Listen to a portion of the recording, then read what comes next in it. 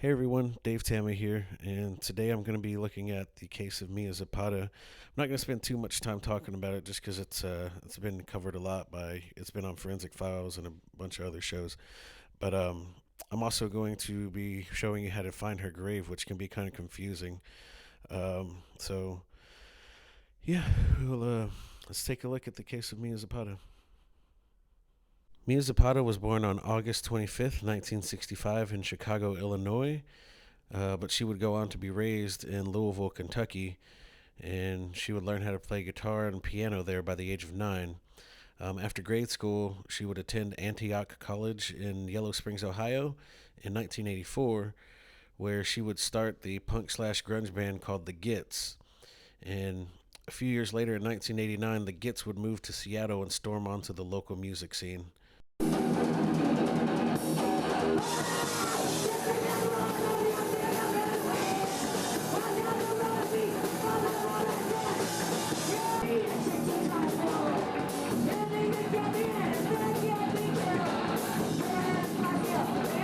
The band would release a couple of demos which would get them enough notoriety to be signed to a record label where they would release a couple of albums as well.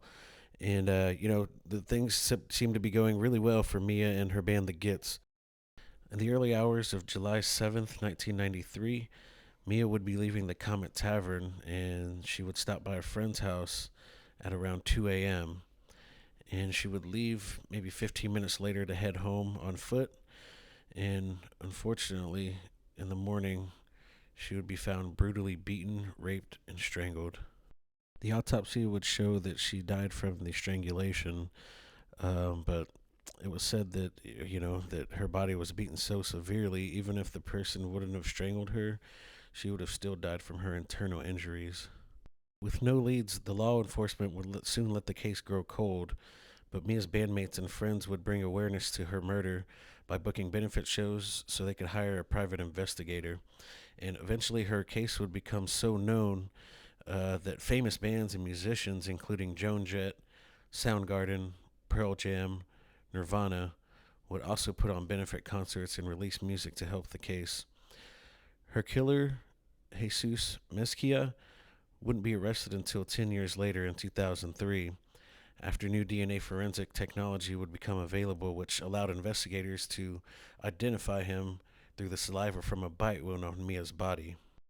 Mezquia would be charged with the rape and murder of Mia Zapata, and he would spend the rest of his life in prison. And he actually died just a few years ago on January 21st, 2021. Authorities would never divulge the cause of his death, though. Mia was buried at the Cave Hill Cemetery in Louisville, Kentucky, which is the same cemetery where Muhammad Ali and Colonel Sanders are buried as well. Recently, I went on a road trip to Louisville, and man, let me tell you, this is one of the biggest cemeteries I've ever been to, if not the biggest cemetery. There's over 120,000 graves, so as you can imagine, her grave was a little hard to find. But if you look up a map like I had to, you find section 38, and you ride along the section and just be looking out on the left, and you'll come to a cement grave that almost looks like a bench that you can see from the road.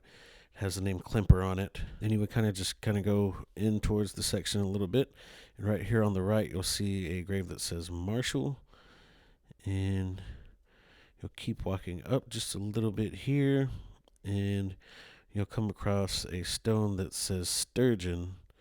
And once you find that one, Mia's grave is right to the left here. It's a little hard to see just because it's actually in the ground, not above ground. But this is it right here if you're ever in Louisville. Now, if you're new to my channel, what I normally do here is once I find a person's grave, if I feel it's necessary, I'll go ahead and shotgun a beer. So that's what I did while I was there. Hell yeah. This one's for fucking Mia Zapata, man. Hell yeah. Been wanting to come to this grave for ever now, for a long time. Really long time. Alright.